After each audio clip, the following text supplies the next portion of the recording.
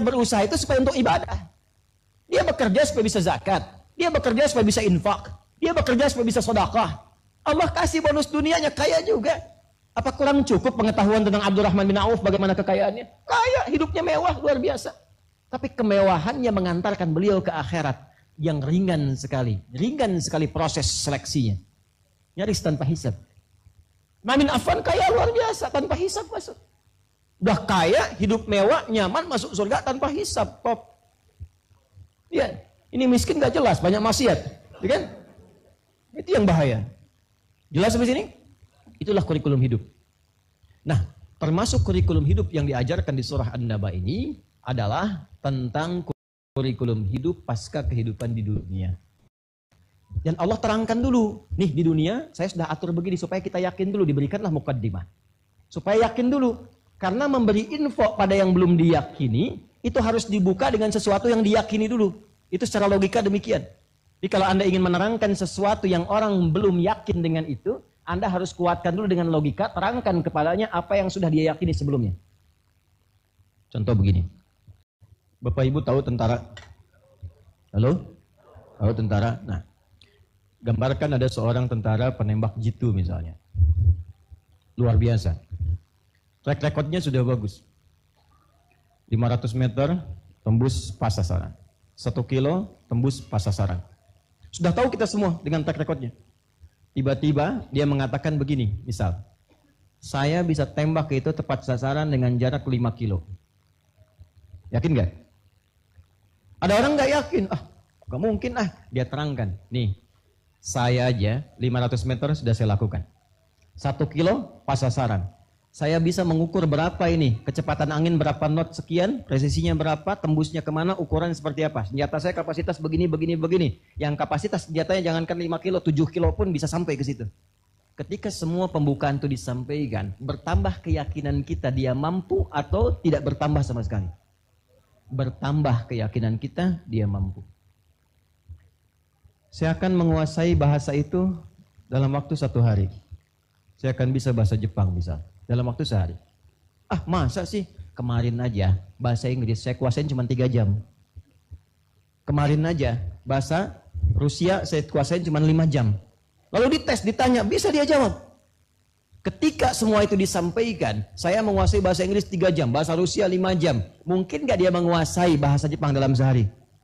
Maka tampilkan sesuatu yang sudah dia dapatkan keyakinan dan informasinya, itu akan membantu dan menolong dia meyakini apa yang belum dia ketahui sebelumnya. Maka ketika orang-orang belum memahami dan menyadari kehidupan pasca dunia, ada alam di kubur, ada alam di akhirat, ada kehidupan seperti ini, maka diterangkanlah oleh Allah tentang kuasa Allah membentuk semua kehidupan di dunia. Maka ini yang kemudian kita teruskan. Kalla saya'lamun, thumma kalla saya'lamun. Apa kuasa Allah di dunia? Alam naj'alil arda ada. Bukankah tempat yang kamu huni sekarang saja aku yang ciptakan, kata Allah. Lalu disebutkan kalimat mihad seperti yang pernah saya bahas sebelumnya. Yang menyinggung tentang apakah bentuknya bulat, apakah fungsinya datar dan sebagainya sudah saya terangkan. Wal jibala autada, dan aku jadikan supaya kuat walaupun bumi berputar, tapi engkau merasakan seperti tidak merasakan putarannya, nyaman beraktivitas. Aku pasak dia dengan gunung-gunung. Sekarang di berbagai ilmu diterangkan, geologi diterangkan, geografi diterangkan, bagaimana fungsi gunung ya untuk menopang dan menjadi kokoh pasak bagi bumi itu. Terbukti secara ilmiah. Jadi orang dulu menerima kalimatnya cuma lihat gunungnya, orang sekarang sampai ke sainsnya, sampai ke ilmunya. Kurang yakin apa lagi? Teruskan. Alam naj'alil arda bihada wal jibala. Kemudian wa khalaqnakum. Bukankah kalian sekarang pun hidup berpasangan? Siapa yang mampu menciptakan seseorang, ada laki-laki, ada perempuan? Dan bukan cuma diciptakan, diberikan petunjuknya bagaimana cara berpasangannya.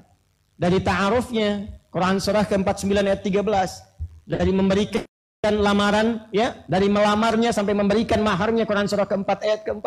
Dari proses pernikahannya, Quran surah 30 di ayat ke-21. Dari tanggung jawabnya, kewajiban dan haknya, apa yang melekat pada laki-laki suami, apa yang melekat pada perempuan istri, Quran surah ke-4 ayat 34, sampai semua terkait dengannya. Diberikan keyakinan dulu apa yang telah kita alami sebelumnya.